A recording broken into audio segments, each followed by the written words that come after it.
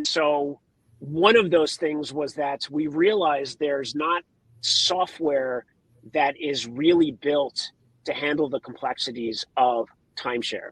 So when we first started, to make sure there was visibility on the listings or on the listings that were coming on our platform, we were kind of listing stuff on Vrbo. We used and other travel platforms, and we used software that was kind of built for home rentals.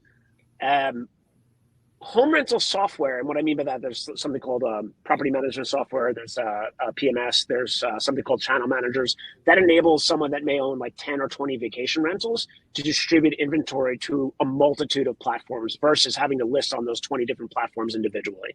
So it saves hours and hours, hundreds of hours of time. It makes you more, it optimizes for bookings, et cetera, et cetera.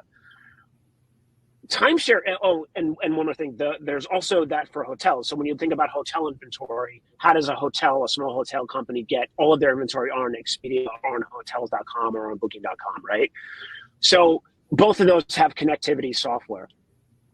Timeshares have, aspects or components of both of those things, both hotels and vacation rentals, but in some capacity, they're very different in both of those things.